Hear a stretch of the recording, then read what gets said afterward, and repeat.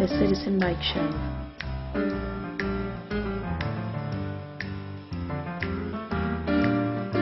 News. Commentary.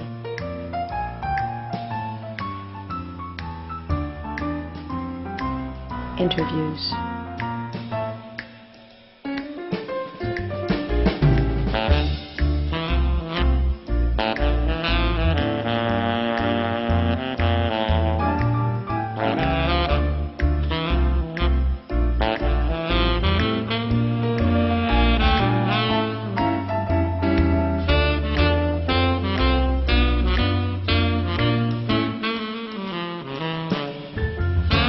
Citizen Mike Show starts now. Welcome to the Citizen Mike Show. Thanks for tuning in. We do appreciate it. My name is Mike Burdinsky. On my right, the editor of the Record Journal, Ralph Tomaselli, and a special guest in the studio, Liz Linehan from the mighty 103rd District, representing a little bit of Wallingford and a lot of Cheshire. This is Liz's first time on the show. Thank you for having me. Thanks for coming on. A couple of sentences. About Liz's background. In 2016, she was elected to represent the 103rd, which is Cheshire, Southington, and a little bit of Wallingford. Prior to becoming a state rep, Liz served 2 terms as a member of Cheshire's Town Council. Liz attended Central Connecticut State University, majoring in communications, and she writes on her Facebook page, I believe, as a lifelong Cheshire resident and outspoken advocate for women, families, children, and education, Liz is proud to serve the residents of the 103rd District. She lives in the West End of Cheshire with her husband, Brian, and their 3 children. So you're sort of new up there at the state capitol. Not that new now, but you having fun? Yes. You are? I am having fun. It's a lot of work, and don't let anyone tell you different. But it's work that I do with extreme passion, and who can't have fun with that? I've always suspected that being a freshman state rep, or particularly state rep, could be frustrating because you're sort of a backbencher for a while. You got to take orders from the committee chairman. You got to carry the water of the leadership. They decide what gets up for a vote. I mean, that's sort of my impression. Do I have the wrong impression, Liz? I think that's how it's supposed to be, but that's not how it was for me. So I kind of, look, I knew that I was only guaranteed 2 years, and I really want to make a difference in the lives of my constituents. So even before I was elected, I said to leadership, I'm ready to hit the ground running. And to their credit, they let me do that. And so there was no sitting back. I know I was guaranteed 2 years, so I was going to make the best of those 2 years. And now I've passed 5 bills now in my first 2 years, which is pretty exciting. So are you saying they're not holding your junior status against you? There's no hazing? Is that what you're... Oh, there was hazing. Oh, okay. But it's still, I was still lucky enough to pass some really good legislation that makes a difference. So let's talk politics and government. Okay. Okay, we just came through the conventions. I want to focus on the Democratic convention because Liz, being a Democrat, has got sort of more of a pipeline into that. We have Ned Lamont and Susan Bysiewicz leading the ticket for the Democrats. Your reaction to that result? My reaction was that on the floor of the convention, I was there for Friday night, I was not there for Saturday, but there was a buzz going on. And I would love to say that the buzz swung, was that a word? Just it was one direction. It wasn't. There was a buzz about a lot, and that's not something you always see. So how it ended up, I think, is interesting, and we have a lot of unanswered questions, and we need to see where it heads.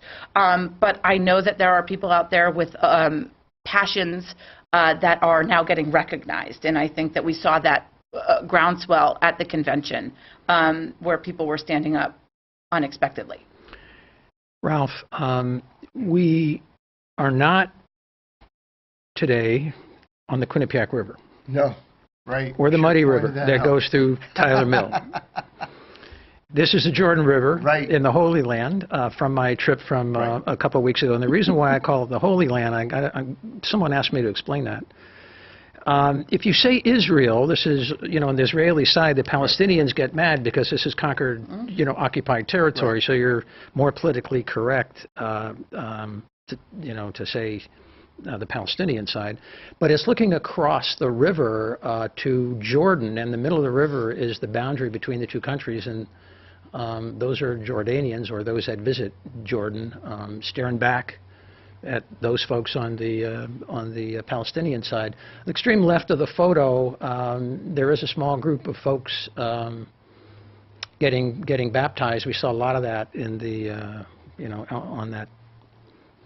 on that stop. And of course, according to tradition, this is the place where John the Baptist baptized Jesus, which swings the conversation around to you. Right, of course. I was wondering where you were going with that. What an interesting segue. Okay. You got to get there any way you can. You're my expert man in the street when it comes to the sentiment of the voters. Yes.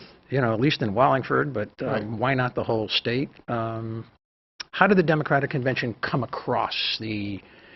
Was there an infectiousness to it? Was it a big yawn? Was it a disappointment, a letdown? I mean, well, I'd like to hear a little more from Liz about what it was like on the convention floor. Friday night, yeah. Right, and what these issues are that... Well, she talked about passions, unanswered questions. And I want to let her, but I have to admit, from the outside looking in, it's Ned Lamont, Susan Bysiewicz. With all due respect to both of them, these are not new candidates. These are not fresh faces. These are not necessarily new ideas. And maybe that's, I want to let Liz chime in, that maybe that's dismissive, but I have to admit I was a little disappointed that it was two people who have been around a lot, run for office, and I wasn't as excited from the outside. But let's let her talk about it. You're not wrong. Okay. I mean, let me say that to start with. You're not wrong. These are two candidates that we know and we know well, right? But the passions that I'm talking about is when we walked in and everyone knew that the votes were really going to go their way. There were people chanting for Ava Bermuda Zimmerman.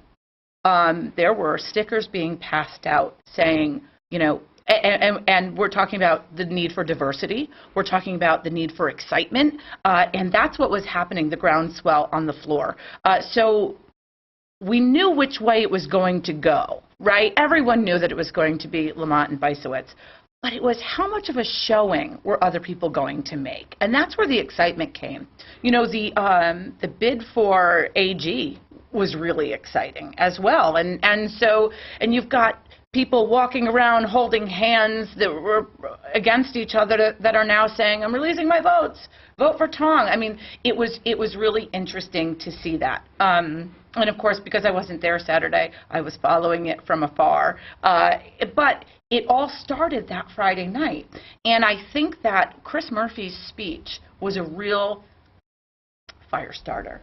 There were, I'm telling you, there were people in the audience listening to that speech holding their heart, like, this is what we need. This is what we need as Democrats. This is the message we want to get out. And it lit a fire under some people, and I think we saw that on Saturday. So it wasn't as smooth sailing for Lamont and Bysiewicz as they had thought it was going to be, but they're still our candidates. Ultimately, I will always support the Democratic candidates, but I think that Ava is interjected into the conversation, and she's having people talk, and I like that because that's what we need.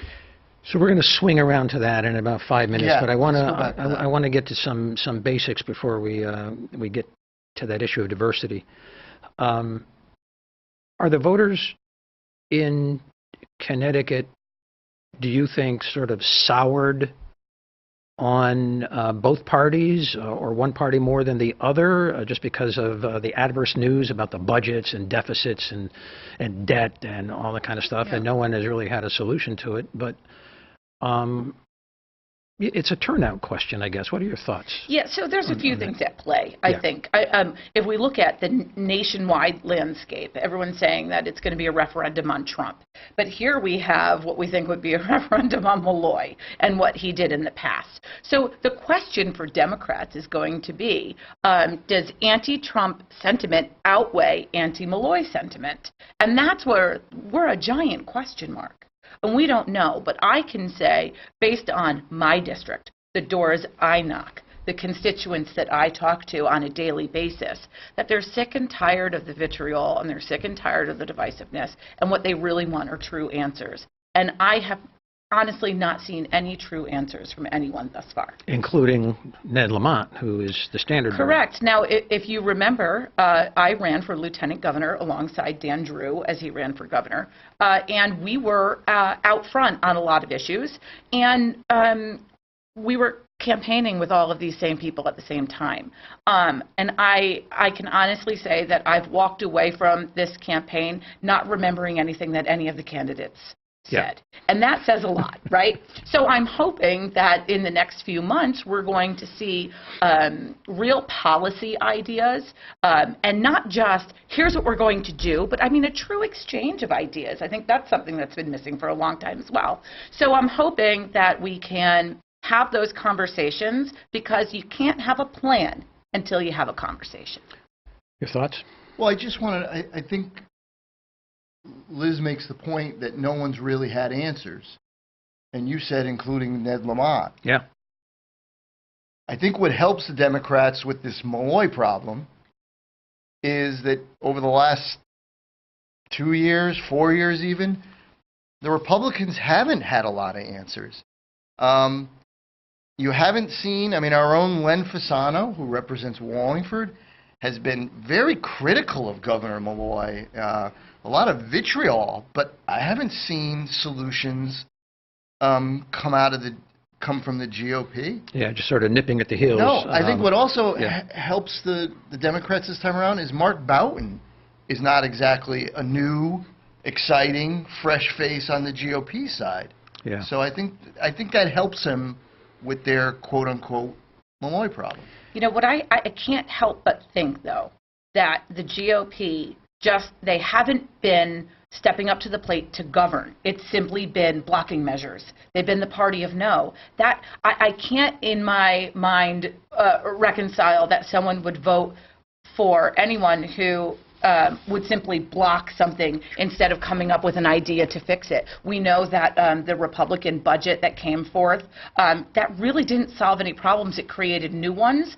and it was, in my mind, very detrimental to the middle class, and it's my job to protect the middle class. Those are my constituents. So I didn't... to me, it wasn't that it was the GOP budget and I had to vote no. It was that I didn't agree with what was in it.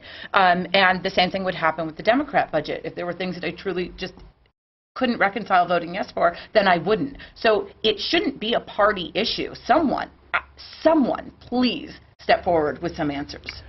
So next week we're scheduled to have Ned Lamont on, and Liz, right. I didn't talk to you about this off camera before the show, but if you could, by proxy, give us one question to ask Ned, or at least a topic from which we can pull teeth and get specific. What would it be? Would it be tax policy, budget policy? We do have some time, but... I would like to know... With him, we have time, yeah. Would he look into closing the carried interest loophole? And the carried interest loophole in tax policy, yeah. Yep. And what are his thoughts about having our tax system become more progressive on the income tax and less reliant on property tax? That's and I'm not saying that that's absolutely the answer, but no one's willing to talk about it right now. We are behind, with New York and New Jersey, and I think we can be on par with them. And is he willing to look at exactly what that would do in Connecticut? Because so far, everyone's just afraid to say it. So that's our mission, to get that question in, and I'll be tuning in. Keep pulling teeth until we get it. So I want to move to a the topic on diversity, which seemed to be a big issue at the convention and still carrying forward in the press. And the general question I posed to both of you to prepare for the show off camera is whether or not the Democratic Party is too obsessed with diversity, and if so, why? So collect your thoughts. I just want to read something from a couple of sources to get into it, and then we'll go to Liz.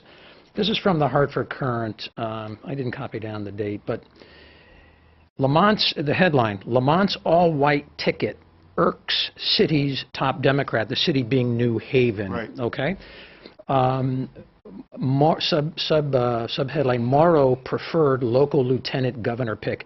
A Democratic power broker from New Haven, the biggest prize on the political map at the state party's upcoming convention, says he's underwhelmed by Ned Lamont's choice of Susan Bysiewicz as his running mate in the governor's race. The preference of Vincent Morrow Jr. was to have a lieutenant governor pick from New Haven, where he is a Democratic Party chairman, or a person of color on the ticket. I'm moving ahead to another. This is a Hartford Courant, Sunday, May 20. It was a front page story they carried over. I'm skipping two-thirds of the way through. The competition for lieutenant governor comes amid tensions over the makeup of the party's candidate slate, which the Connecticut NAACP and others criticized just days before the convention as lacking diversity. Quote, to have a nomination of a majority white ticket is not a positive step forward, Bermudez Zimmerman said, and by me being the first Latina who's gotten this far for lieutenant governor for a constitutional office is embarrassing.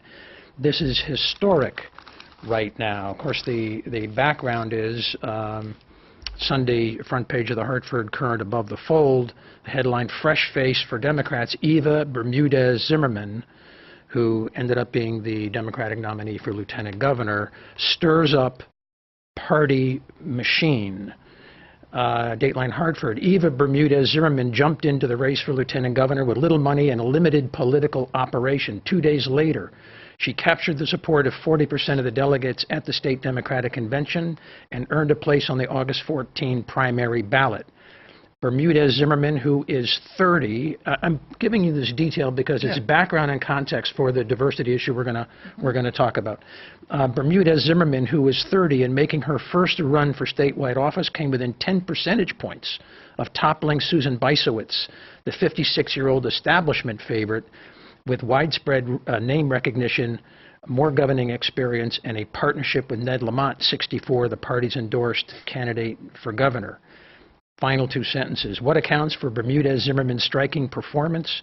To many Democrats, she stood out as a fresh face among familiar contenders, a Latina in a political culture dominated by white people, and you and me, and Liz, and a millennial among baby boomers and Gen Xers. Liz, back to the initial question: are the Democrats too obsessed with diversity? I don't think you can be too obsessed with diversity.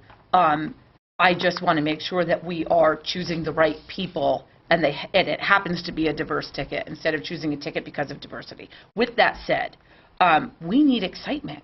We need someone to come in and as the article said, shake things up, stir things up. And if that's what it takes, then that's what it takes. When I first ran, the population was 51% women, but the legislature was under 25%. Diversity isn't necessarily also only about people of color. I mean, it's also about different religions, different genders, sexual orientations. I think all of these things are important because we need to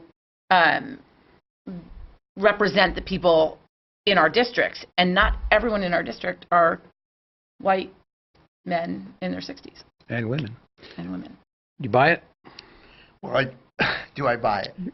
I have. That's my edgy question. No, I mean, I couldn't think fast enough to sugarcoat it. No. I'm not buying it completely. Okay. Why not? Well, for example, Susan Bysiewicz. I'm not as familiar with Ms. Bermudez. Right. But I am familiar with Susan Bysiewicz, and I do know that she worked her way up in a male-dominated state legislature starting probably 30 years ago. I mean, Susan Bysiewicz, it seems to me over the years, she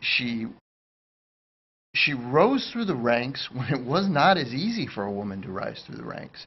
And it would seem to me that when she rose through the ranks, she was always someone who advocated for being inclusive. So I think Susan Bysiewicz was see, this is the danger here when we start talking about all white or Latina, because then there's an assumption that if you're white, that you can't represent Latinos and other minority groups, or that if you are a Latina or a Latino, somehow you're better able to represent those groups. And that's just not the way it plays out. I mean, you know, I don't, maybe I'm extrapolating too much here, but one of the things that amazed me about the presidential election, and I completely missed the boat on this, was I could not understand why women weren't more excited about Hillary Clinton. And they kept saying to me, you know, it's patronizing to me to expect that because she's a woman, I'm going to support her. So, you know, this is a very complicated issue, and I've probably complicated it more in this, but no, I'm not buying it. But you're right. May I? Yeah. Because something, when I was listening to you talk, I was reminded of something that happened on the floor. Right. We were debating whether or not it was a bill that came from the Senate. It was introduced by Senator Kelly, a Republican man. And he wanted to make it so that pregnancy is a qualifying event to get health insurance, right? And I let people debate it. You know, sometimes you don't want to talk on the floor, but time and again and again and again and again, it was white men in their 60s or older who were getting up and asking these questions. And they couldn't, for the life of them, determine how the heck someone knows they're pregnant and what the timing is. And it was a good hour and a half, 2 hours on the floor of them questioning, is it 30 days from the time they find out they're pregnant? Is it 30 days from the time of a pregnancy test? And I had just had enough. And I pressed my button and I stood up and I had to sit there on the floor of the House, explain how women actually get pregnant. Okay? I had to explain about ovulation. And I had to go into detail. And honestly, these men turned around and were very upset with me. But it illustrated your point, right? So can 60-year-old men debate whether or not pregnancy is a qualifying life event for health insurance? Sure they can, but they still didn't know what they were talking about. So a lot of times we have to think about that. Do we need Latina women to talk about the issues that face them because they've lived it? Yes. Do we need more women of color? Absolutely, especially when we were talking about some of the social issues this year that really affect them. And it would be nice to have more of those voices on the floor, because as much as you can look at something black and white on a piece of paper, until you've lived it, you don't really know. So I do think it's important. I really do. And in your answer reminded me of that story. Important is one thing, but the lengths that the Democratic Convention seems to have gone, I think, is quite another, and takes it to another level. And let me draw an example and make it as personal as I can. If Dan Drew had succeeded in his campaign, you were the number 2 pick for him. And so let's imagine a convention where it's Dan Drew getting a rise out of the crowd with his rousing speech. And then he introduces his pick for lieutenant governor from Cheshire, the mighty 103rd, Liz Linehan. And people say, boo. Yeah. And there you go. By the color of your skin or by accident of your ethnicity or lack thereof, you're kind of disqualified, or people are disenchanted right from the get-go in favor of someone whose chief qualification, I would submit, is the fact that she's a Latina, because her credentials, and that's why I read it, are pretty thin. Your reaction to my comment? Well, you're 100% correct that would have happened to me. on the floor. How is that just? Is that right? And is that in the best interest of the state of Connecticut? It's not. And that's why earlier I had said that we need to have a diverse ticket because they're qualified, not because for the sake of diversity. So there is a fine line that you have to walk there. I think what this says is that the Democratic Party needs to get more people on the bench. Right? So maybe the top of the ticket, it would be really great to see it be more diverse, but if the talent isn't there, and I'm not saying the talent isn't there, I'm saying, but if it isn't, then maybe we as the Democratic Party need to start working on getting more talented people on the bench. Look at Jahana Hayes, who, is now challenging Mary Glassman for the 5th Congressional District. I mean, she is a person of color. She is an African-American woman. She was Teacher of the Year, and she's fantastic. And so she's qualified to do this job, and she should be there. We just need to start working on the bench better, I believe. So, Ralph, I'm going to go to your opinion in a minute, but Mary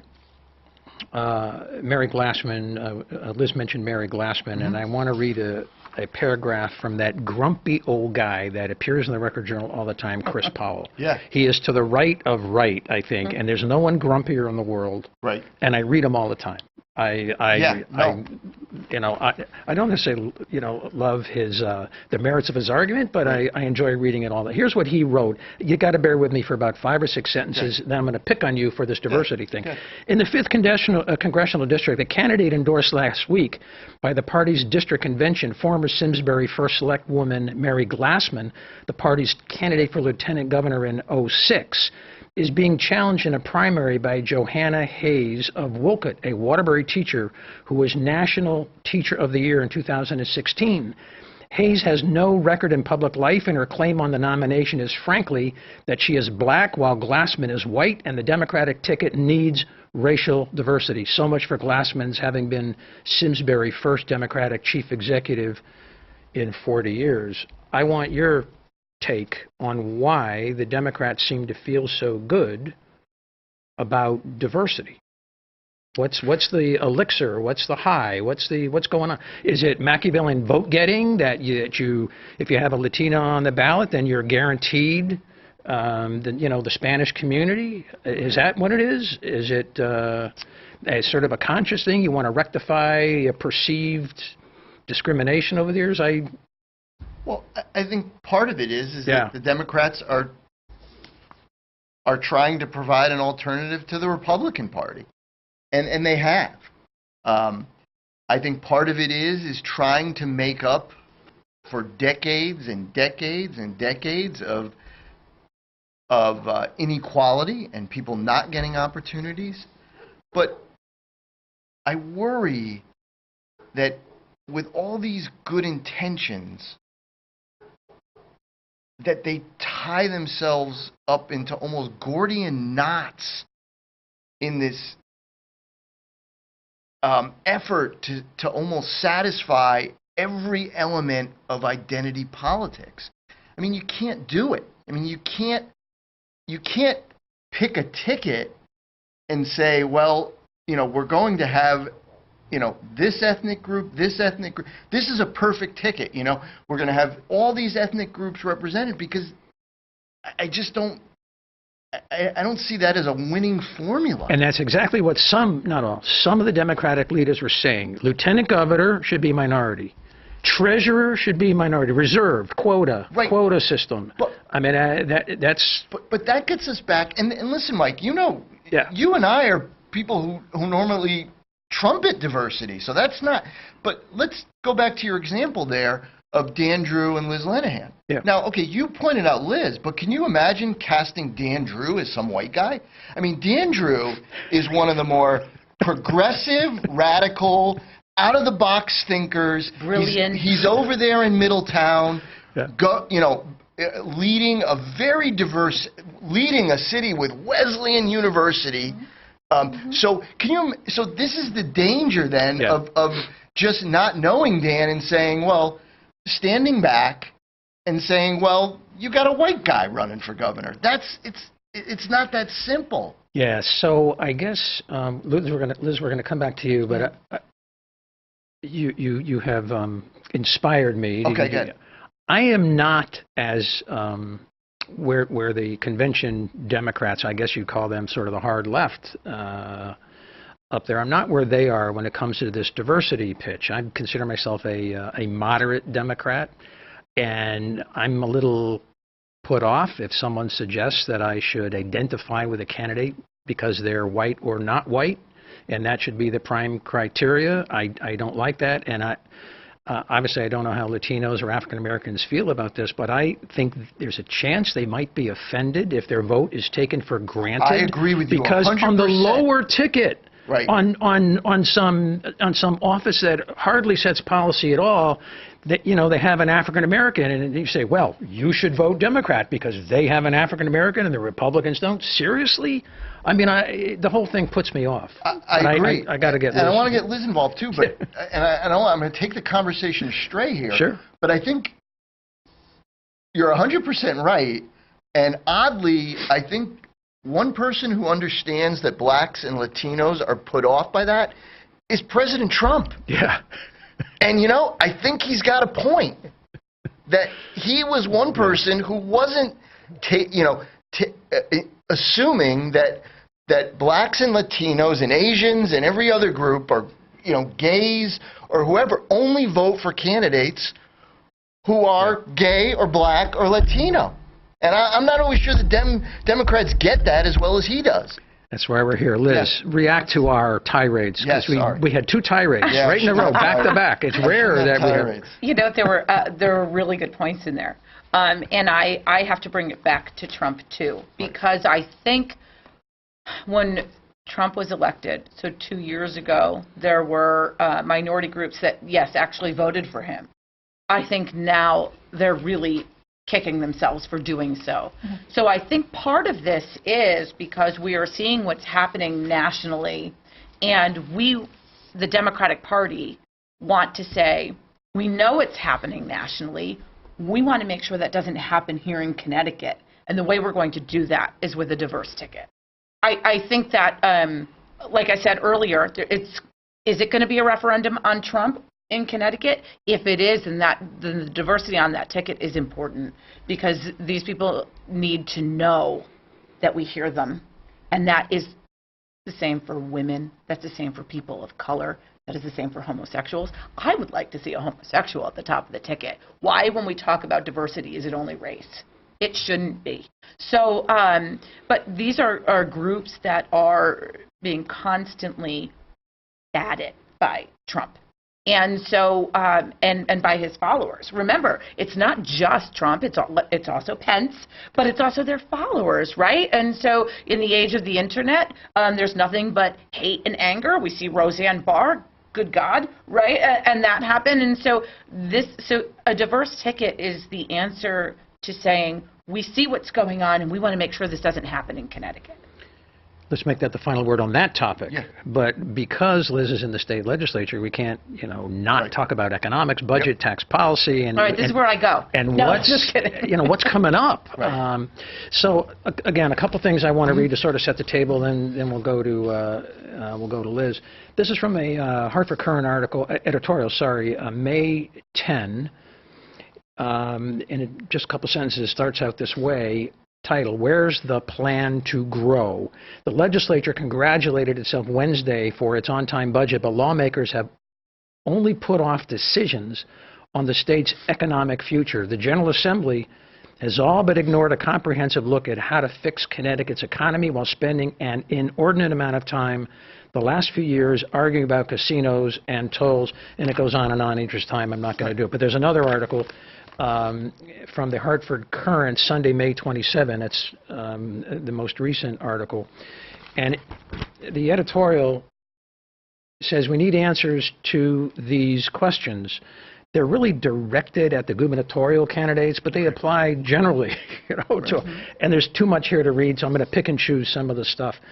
It says the next governor of Connecticut, whoever it is, will be saddled with massive financial problems that will all but consume his term in office. Sadly, though, the top candidates for governor have given the citizens very little in the way of detailed plans for how they plan to get the state out of the mess.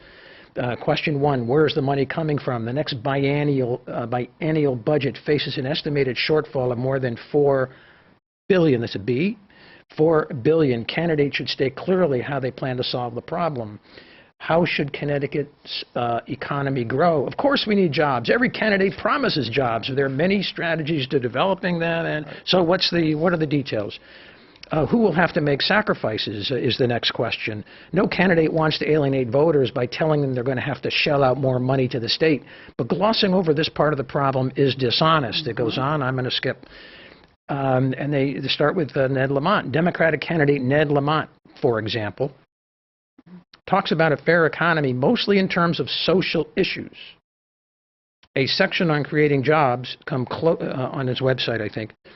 A section on creating jobs comes closest to laying out a financial plan, but refers only to a strategic plan with detailed expansion of revenue streams. That's in quote.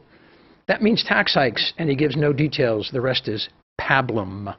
Republican candidate Mark Boughton, and then I'm going to stop, complains about the financial state of the state, and he takes square aim at the income tax, which he promises to eliminate. Sorry, that's laughable. Saying he has a phased plan.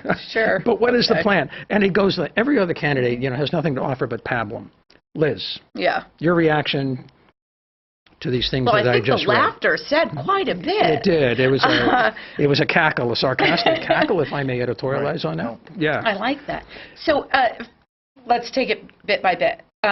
Exactly what we said earlier was just said in that article, is that we haven't had any answers from the gubernatorial candidates. And going back to the question that I want to ask Lamont is, does he believe that we could possibly raise the income tax on our wealthiest individuals, well over $1 million, right?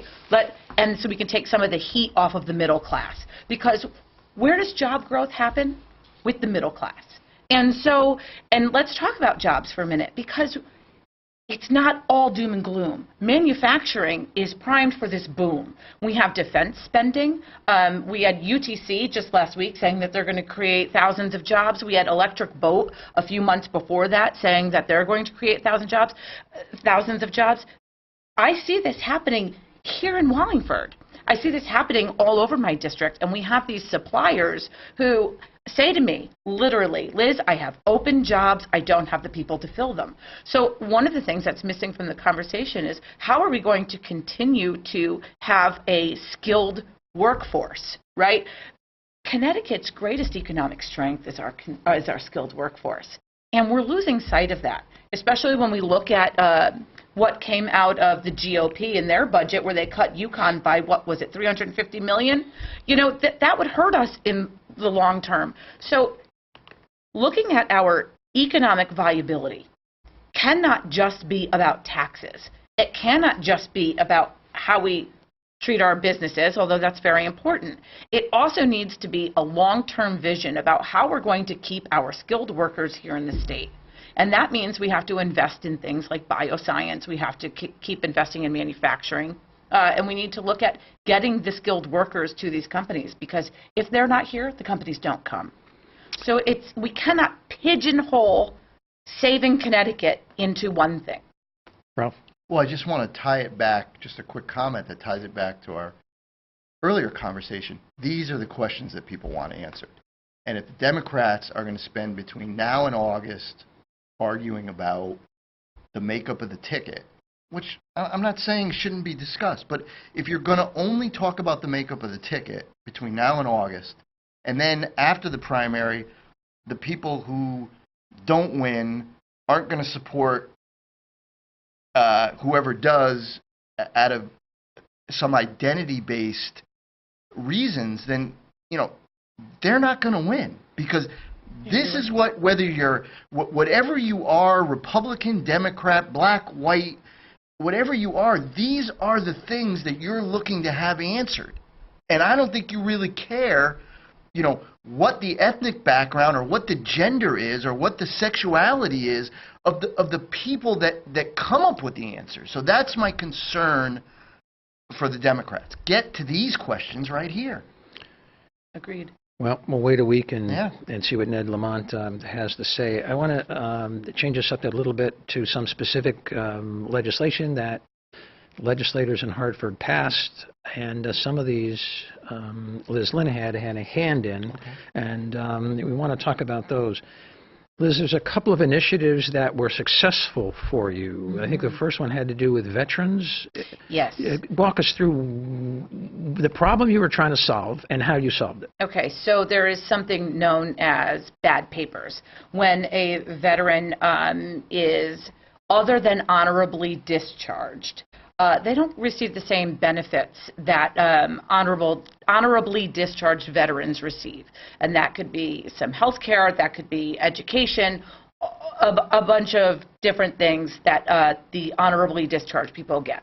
Now, here's the problem. Sometimes they are other than honorably discharged because of traumatic brain injury, because of PTSD and military sexual trauma. These things are kind of the precursors to things like drug addiction and what have you. And a lot of times that's when these people get these, quote, bad papers. So what we did... Bad paper meaning other than honorable discharge. Right. So what we did, as the vice chair of the Veterans Committee, I worked with my chairs and I worked with people from both sides of the aisle, and we worked with some veterans and people from Yale, and we came up with a bill that would actually reinstate those benefits for people with other than honorable discharge. And it's going to change lives. It's not extremely expensive because this will apply to probably only a few hundred people but each year. But who better to do this for than our veterans, especially with PTSD, traumatic brain injury, and military sexual trauma? Another legislative initiative you were involved in had to do with essential health benefits, yes, which reminds us of Obamacare. Sure. So one of the provisions of Obamacare that was actually one of the most popular provisions was the 10 essential health benefits. And that said that any policy had to cover these 10 things. They range from ambulatory services to vaccinations to eye care for children, and women's preventative services. It was billed as a women's bill, and it certainly is that, but I think it's more than that. It's a family medical bill, and it just makes sure that any insurance that is sold here in the state of Connecticut continues to keep those 10 essential benefits covered regardless of what happens in Washington. So why was that bill needed? And then the second part of my question, if we had a right-winger here, they would say, oh, you just made my health insurance more expensive because I only need 6 of those benefits. That question. And I want to be able to smorgasbord shop. Right. You know, one of those, none of those, none of those, and I'll skip dessert. But, you know, right, your answer to that. My answer to that is that's not how healthcare works. So there's a risk pool, right? So when you are paying for these certain things, the money stays down because then you don't have sick people only using it and their premiums skyrocketing and you paying nothing. And this is how it works. And so, but to answer, are your health benefits going to be more expensive? No, because right now that's the law in Connecticut and in the country. So we're keeping it exactly how it is. We're ensuring that you remain where you are instead of things getting worse and more expensive. And to some degree, we can thank John McCain for casting a deciding vote in Absolutely. Washington, D.C., the guy that what's his name, D.T., Donald Trump is insulting. Your thoughts? Well, I think these kind of are examples of the Democratic Party at its best. I'm talking about the party and my concerns for the party. Well, here are 2 issues where, number one, on the veterans issue, it's not enough to just support the troops and wave the flag and play in the Memorial Day parade. Wear your pin. And wear your pin. Right. I mean, Liz is making an excellent point that there were all these people who are having trouble getting jobs because they experienced issues in just awful situations, and it just, I think it was great that I think people from both parties stood up for this. Yes. But and then the second one being health care, where I mean, if we can afford to to lower the corporate tax rate by as much as we've lowered it, certainly we can worry about the working poor or working families and the extent of it. So I just wanted to point that out. I think this is Democrats at their best. Amen. Liz, there's another bill I that... made him laugh. You owe me $1. I do owe you $1. He owes me $1. He said I couldn't make you laugh. Pay up, buddy. It's going to be an expensive night yes, I know. for Citizen Mike. I know. There's another initiative that was not successful, but I think talking to you off camera before you give it another shot, and that had to do with something like background checks for school contractors. I didn't get it right, but walk us through what you're trying to do here. So what happened is a constituent from my district was watching the 11 o'clock news one night, and up came a picture of his daughter's bus driver, who was arrested for sexually abusing a girl between the ages of 4 and 12 over a span of 8 years. And he was never alerted to that fact. The thing is his daughter is a special needs student, and she's nonverbal. And this man drove her for years, and there was no other adult on the bus. And once this guy was arrested, he was never contacted. He needed to find out by watching it on the news. So from there, he called me, and I did some investigation, and I found out that because they are contractors, third-party contractors with the Board of Ed, they are not subject to the same rules that are that school employees are. Now, they do have to go through the background check. Okay. But what happens is if they are investigated by DCF, there is no law that says that they need to contact the school district. And that is a loophole that I needed to close. So we did that. And it passed the House. Unfortunately, it stalled in the Senate. We just ran out of time. There were so many bills that we had to debate. So if I'm elected again in November, that's going to be the first bill that I put forward again. And, you know, as a mom, right, I can't imagine someone that sees my child every day is under investigation for raping a young girl, and I'm not allowed to know about it? Yeah. That's wrong. There's about 6 or 7 other things I want to ask you about, and we're beginning to run out of time. So I'm going to pick some of these out. You want to do the speed round? We'll do the speed round, okay. Sort of a bump and run. But if you're under something hot, you just keep going. We'll go with a roll. Okay. There was something on domestic violence and whether or not the police should try to determine the primary aggressor in a domestic dispute. Walk us through what happened in your position. Sure. Primary aggressor law. This bill passed. I believe the governor signed it into law already, if I'm not mistaken. It's really important. So basically what happens is, prior to this bill, if there's a domestic dispute and the police arrive, they arrest both of them. But that is a roadblock to someone actually calling the police. And Connecticut has a much higher rate of dual arrests than other states. So what this law said was that the police can actually show up and do their job and do a little investigation and figure out who is the primary aggressor. And then they'll take the primary aggressor in and find services for the victim. This was really, really important. There was a lot of debate on the floor, which I found very interesting. And ultimately, there were some questions as to whether or not this law would have any effect. I can tell you without any hesitation that this will actually save lives. So Craig Fishbein made the Record Journal, and he was on our show commenting on his position. Liz, are you aware of his position? Are you there when he...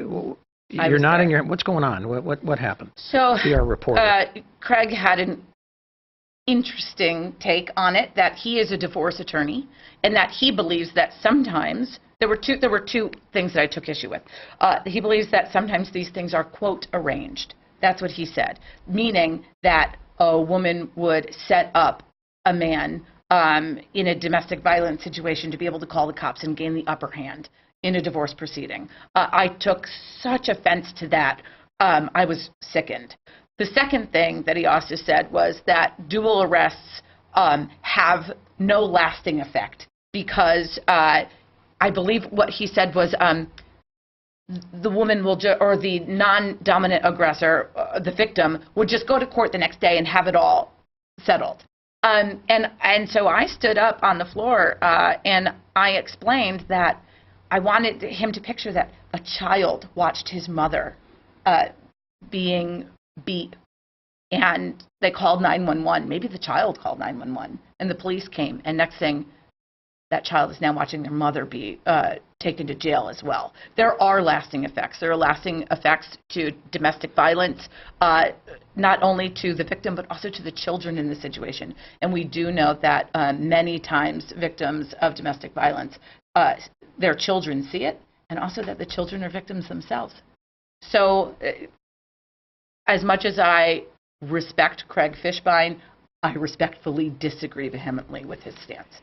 There was another piece of legislation dealing with pay equity and whether or not you could ask someone about their pay history or something when applying for a job. Yeah, pay equity is hugely important. And a lot of people have said that this law doesn't do anything because we have the Pay Equity Act nationally, had 1963, I think it was. But what people don't understand is that women are still, even with that act, are still chronically underpaid, earning on average 3/4 of what a man would have. So then let's say I'm chronically underpaid. I've consistently been paid only 75 to 80% of what a male counterpart would make. And then I go to get a new job and then they ask me, well, what's your salary history? So then I have to tell them. So my jumping off point becomes exactly where I was stuck as chronically underpaid. What this bill does is now it eliminates that salary history question. So it forces the employer to then put a value on the position based on their return on investment. And then a job pays a certain amount, and they can find the right candidate, whether it be a man or a woman. So at this table, Ralph, you're the only employer. Right. You know, I can't say that I'm aware of the law. I don't know if we ask salary history. So, but I certainly think that the idea of raising issues about pay equity is a good idea. I mean, I don't think anybody's arguing that women haven't been historically. Do you have any quarrel with the substance or spirit of the law? No, I do not. I don't know how these last two. I don't know how you could have voted against them. It passed with broad bipartisan support, but it was not unanimous. Okay. Yeah. Tolls didn't pass, but tolls is coming back, and well, your thoughts. Tolls. Oh my God, with tolls. There was so much misinformation out there about what this bill was. This bill was not to pass tolls. This bill was not going to pass and automatically tolls would go up. It was for a study. And I have a problem with the people who had said, it's a non-starter, I don't even want to vote on it. What we need to do is see, and I'm going to say publicly, that I support a study on tolls. I think it's important, and here's why. When we were looking at that bill, I made sure, personally, that within that study would be the following. One is how we can lower the gas tax if we were to institute tolls, and what would the net effect be on each resident. So if our gas tax at 25 cents a gallon, if we were able to lower that to 5 cents a gallon, so how much, not by 5 cents, to 5 cents a gallon. So what is the net effect on taxpayers? Are we paying less overall and still funding our infrastructure? These are really important questions that no one has the answer to. And we can't get that answer until we have a study. But it was such a political hot button that people were afraid to come out and say that they support it because there was so much misinformation that it was a bill to institute tolls. And it absolutely was not. This is such an important subject. I want to read a little bit from Keith Phaneuf from the Connecticut Mirror, and it puts some numbers on it for whatever it's worth. So I'm going to race through this. This first quote is from Eric Simowitz, who is the Speaker of the House, Democratic Speaker of the House. Our whole goal was to have an honest conversation with the taxpayers of the state. I'm not giving up on that idea. He said that, you know, tolls didn't pass. There is so much misinformation out there. Although details of the bill still could change, Eric Simowitz said plans call for a base rate of 11.8 cents a mile during peak. You don't have to write this down or remember it. 9.4 cents off-peak. Any motorist whose license plate is registered in the state tolling system would pay rates of 9.9 cents. This is per mile during peak periods, and 7.9 off-peak. Connecticut residents would pay less. You can get an easy pass. You can get a commuter pass. So those who buy a Connecticut Easy Pass would get a 30% discount, which means rates of 5.5 cents on peak and 4.4 cents off peak, and then you can get a 20% discounts off of that. So I just did some quick math. All these numbers are floating around, which could change, right? And we don't know the impact of the gas tax. But using the lowest rate that was discussed by the Connecticut Mirror at 4.4 cents, at, let's say, 50 miles a day, depending on where you go. And if you're on local roads, you don't pay anything, right? You get the benefit of good highways, but you don't pay anything if you're just on local roads. But if you're on you catch a toll, 50 miles a day, it's $2.20 a day, and then multiply how many days you're on the highway, and you come up with, with some money. Is it a tax? Sure, it's a tax. It's a user fee for those who use it. And there's no question in my mind that Connecticut needs a revenue to support the infrastructure. So it's not going to be free. Take your pick. You want, in the long run, nasty highways and potholes, or anyway. We're not even talking about nasty highways and potholes. Does anyone remember the Mianus River Bridge? That's right. That's what we're talking about. We're talking about safety. We're also talking about the fact that businesses aren't going to bring their businesses here if their trucks can't make it on the roads. Yeah. There's a lot that goes into it. Legalized marijuana, you said at one point you're not completely on board, minimum age of 25 for purchases. Because science says that the human brain is developing up until then. I'd like to see that happen. Are you still in that? Yes. Casinos and sports betting, are you open to it? Are you against it? I'm very open to it. For the money, for the dough, for the tax revenues? And for the idea of bringing people into the state. I mean, there's people, it makes Connecticut a little more interesting, don't you think? You were open to it also. What's that? Casinos and sports betting. I was actually concerned about that's casinos. Right. The saturation. Yeah, it was. Saturation of casinos. But the Bridgeport casino is different than the sports betting, right? So I am not 100% sold on the Bridgeport casino, and I'm not necessarily believing that it would even happen if we were able to allow them to go to RFP.